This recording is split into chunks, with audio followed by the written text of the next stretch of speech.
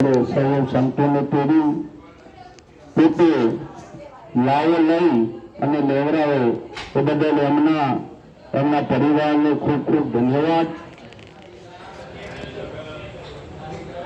ઉપર મંચસ્થ બિરાજમાન અમારા મગરનામ મહારાજ, મોરારી મહારાજ, અમારા વાલજીરામ મહારાજ, કુંવરજી મહારાજ, પ્રાગજીરામ મહારાજ, અમારા બાબુરામ મહારાજ તથા નામી અનામી સંતો, ભક્તો, સંત માતાઓ, ધર્મપ્રેમી ભાઈ બહેનો, આજનો આ લાવ પોતાની માતાની પુણ્યતિથિ નિમિત્તે એટલે રામજીભાઈને ખૂબ ખૂબ ધન્યવાદ.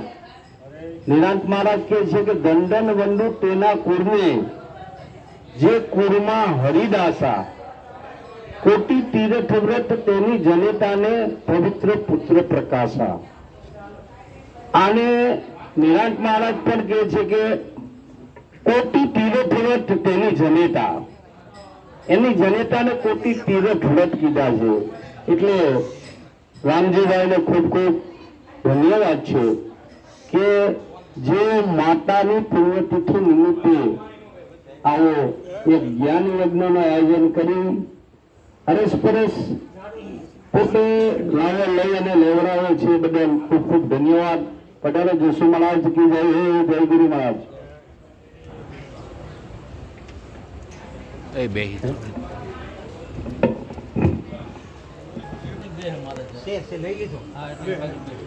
ઘણા પુણ્યના કારણે આ મળ્યો મનુષ્ય અવતાર.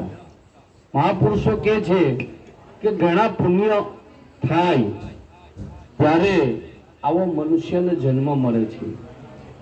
એટલે પરમાત્માની કૃપા વગર આ માનવ જન્મ મળતો નથી. એટલે પરમાત્માની જો કૃપા આપણી પર થઈ જ ગઈ છે કે જેથી કરીને આપણને આવો અવસર મળ્યો છે. અને માતા પિતાની પર કૃપા થઈ છે કે જેમણે આ 9 મહિના પોતાના ગર્ભમાં રાખી અને આપણને આ જગતનું દર્શન કરાયું. એટલે માતા પિતાની પર કૃપા થઈ છે. અને જો આપણા મનની કૃપા થાય તો આપણે આવા સંતોના શરણે જઈ અને આપણે કોણ છે, આ પરમાત્મા કોણ છે, તો આપણે એને જાણી શકીએ. અને એ આવા મહાપુરુષોના શરણે જવાથી આ સમજાય એવું છે. બાકી હમણાં જ કીધું મહારાજે કે છૂટવાનો જીવ ઉદ્ધમ કરે તેમ તેમ જાજો બંધાય. આપણને એમ કે આપણે જાતે છૂટી શકીએ, કદાચ ધ્યાન કરીએ, યોગ કરીએ, મારા કરીએ, જપ કરીએ. ઘણાને એવું હોય કે આપણે આ બધું કરતા છે તો આપણે પરમાત્માને આ બીજું કંઈ કરવા જેવું નથી, ગુરુ કરવા જેવા નથી. પણ સદગુરુના શરણે જવાથી જ આપણને આત્માનું જ્ઞાન થાય. એટલે મીરાબાઈ કહે છે કે તારા આત્માને ઓળખ્યા વિના રે આ બહુના ફેરા નહીં તો મટે રે. આ તારી ભ્રમણાને ભાંગ્યા વિના રે આ 184 નહીં તો મટે રે. માતા ને પિતા આપણા જન્મદાતા છે પણ મુક્તિદાતા નથી. એટલે મુક્તિદાતા સદગુરુ છે. અને જો આપણા ઘરમાં પણ પિતા આ જ્ઞાનને જાણેલા હોય અને એમને જો એ પદ હોય તો એ મુક્તિદાતા ખરા, પણ સદગુરુ જ કહેવાય. એ બુંદના નાતાથી પિતા છે અને સદગુરુ એ નાદના નાતો છે. એટલે સદગુરુ આપણને મુક્તિદાતા છે. એટલા માટે કીધું છે કે એ મુક્તિના દાતા સદગુરુ છે. અને સદગુરુ શરણે જવાથી જ આપણે આ જીવ ઉદ્ધમ કરતો હોય પણ છૂટતો નથી, પણ સદગુરુ એને આ ભવસાગરમાંથી છોડાવે છે. એટલે આવા સાચા બ્રહ્મનિષ્ઠ અને બ્રહ્મક્ષોત્રીય સદગુરુની જરૂર છે. એના શરણે જવાથી જ આપણને આપણે કોણ છે, હું કોણ, હરિ કેવા, ऐसी जपता वाण सदगुरु को ढूंढत फिरत તાકો મુમુક્ષ જાણ. અને જ્યારે આવી મુમુક્ષતા આવે ને અને તો આવા સદગુરુ મળે, અને સદગુરુ મળે તો આપણને આ ભવબંધનમાંથી છોરાવે, એમાં કોઈ શંકા નથી, કોઈ મુક્તિ કઈ વાયદાની નથી કે તમે કાલે આવજો. જેની પાસે પારસમણી હોય અને જો એમ કહેતો હોય કે ભાઈ કાલે આવજો હું તમને સોનું બનાવી દઈશ, તો ખરેખર પારસમણી ન હોય. તેમ સંતો કોઈ દિવસ વાયદા કરતા નથી. એક નગર હતું, સંતો આપણને પરિવર્તન કરે છે, આપણા જીવનનું પરિવર્તન કરી નાખે છે જો એનો સંગ કરે તો. એક નગર હતું અને એ નગરની અંદર રાજા ખૂબ કંજૂસ. તો એ નગરની અંદર એક નાયક એનો ખેલ કરવા માટે જાય છે અને એ નાયક ત્યાં પ્રધાનજીને મળે છે અને પ્રધાનજીને કહે છે કે મારે તમારા નગરની અંદર એક ખેલ કરવો છે. પ્રધાનજી કહે છે કે તમે અહીંયા આ ખેલ કરવા તો આવ્યા, પણ અમારો રાજા એવો છે કે તમને એક ડામે આપ્યો નથી અને ખેલ કરવા ન દે. પણ કે હું અહીંયા આટલા દૂરથી આવ્યો છું તો મારી ઈચ્છા છે, જો તમે મંજૂરી આપતા હોય તો હું કરું. ખૂબ એમને કહેતા પ્રધાનજી કે તમે કરો, પણ અમારા રાજા આ મંજૂર નહીં કરે. છતાંય એમણે મંજૂરી આપી અને કીધું કે કરો તમે, પણ તમે એવી આશા રાખતા નહીં કે અહીંયા કઈ મળશે. એ કે જે હોય તે મરે કે નહીં મરે, પણ હું અહીંયા આટલા દૂરથી આવ્યો છું તો હવે મારે આમ જવું એના કરતા જે હરી ઈચ્છા, જે મારા ભાગ્યમાં હશે મળશે, એમ કરી અને એમણે કેવું કે હું ખેલ કરો જો તમે કહેતા હોય તો. એટલે એમણે મંજૂરી આપી અને કીધું કે કેવડાવી દો નગરની અંદર કે સાંજે આ ખેલ રાખ્યો છે અને તમારા રાજાને પણ જરૂર કહેજો કે જોવા આવે. અને રાતનો ટાઈમ થયો અને બધી સભા ભરાઈ ખેલ જોવા માટે અને ખેલ શરૂ કરે છે. અને એ નટ અને એની પત્ની આ ખેલ એને નાચે છે અને ખૂબ સમય જતા અડધી રાત્રિ થઈ. સભા તો ભરાઈ લેતી ફૂલ, પણ કોઈ એક એ સભાને દાદ એમને એમાં ખેલને એની કલાને કોઈ પણ દાદ ન આપતું હતું. ત્યારે ખૂબ ખૂબ નાચતા એમની પત્ની થાકે છે એટલે કહે છે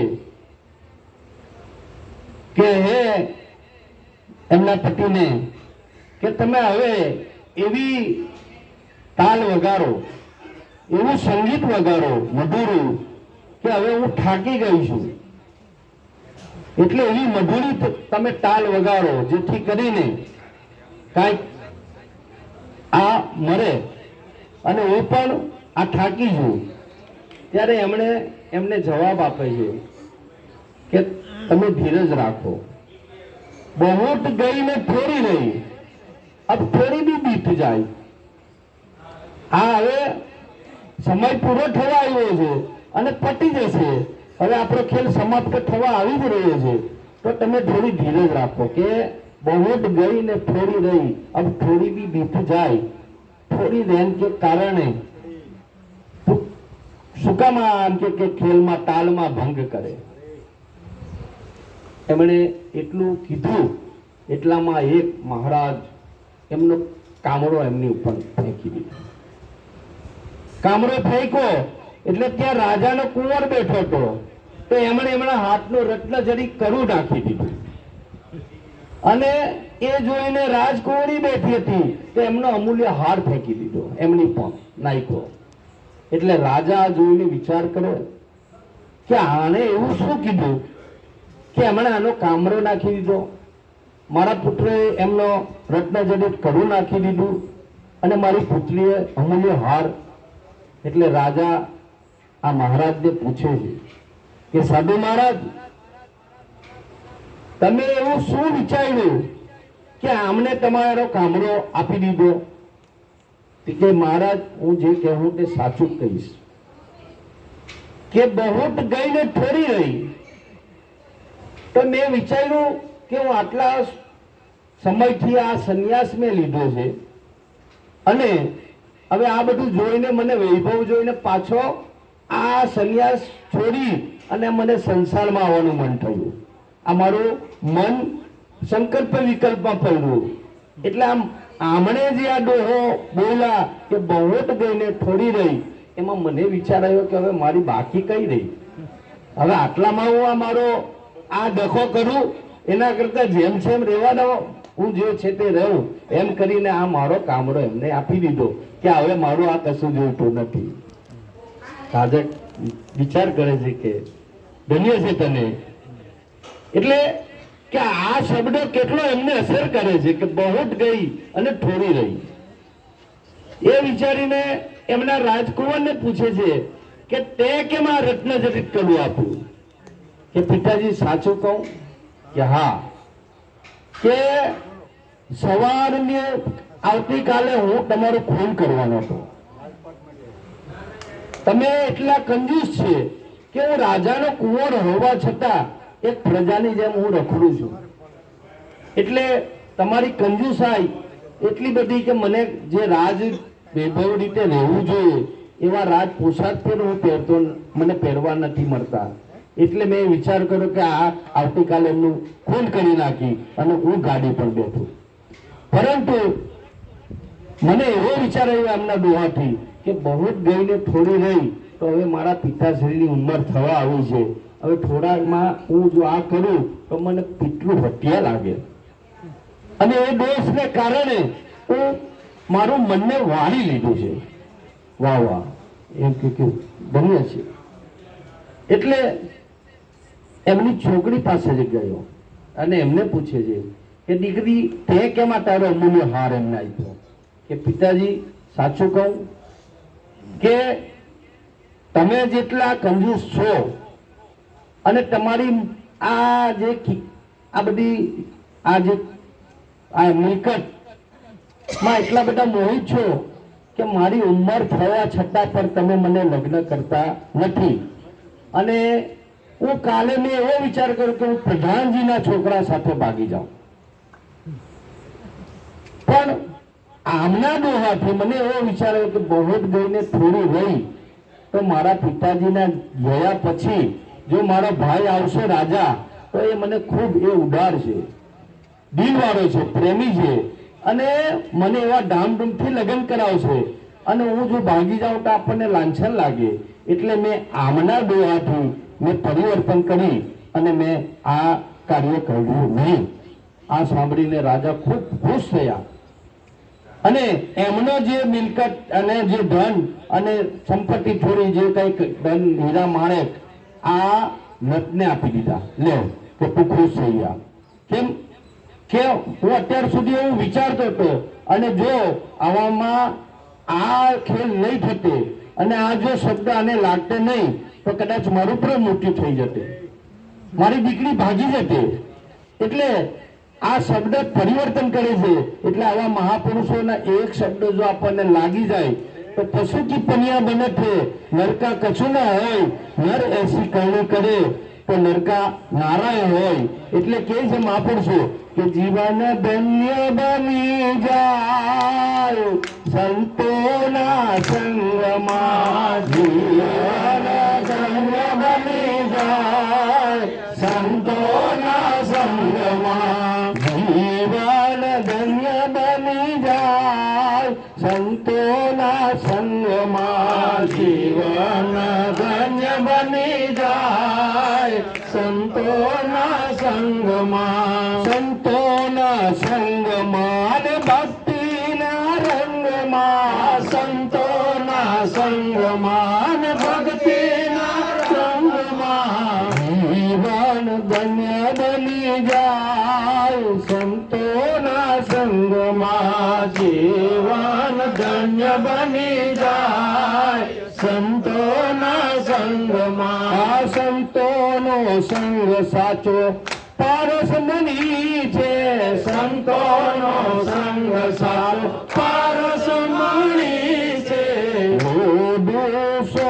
બની જાય સંતોના સંગમાં લોઢો સોનું બની જાય સંતોના સંગમાં સંતોનો સંગમાં ચંદન સુવાસ છે સંતોના સંગમાં ચંદન સુવાસ છે અંગ અંગમાં શીતળતા થાય સંતોના સંગમાં અંગ અંગમાં શીતળતા થાય સંતોના સંગમાં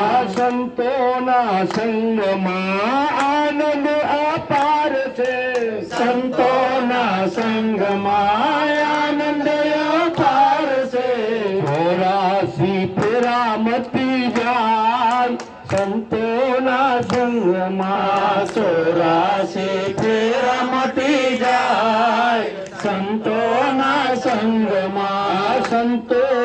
સંગમાં ભક્ત સદા સેવતા સંતોના સંગમાં ભક્ત સદા સેવતા બેડો પાર થઈ જાય સંતોના સંગમાં બેડો પાર થઈ જાય સંતોના સંગમાં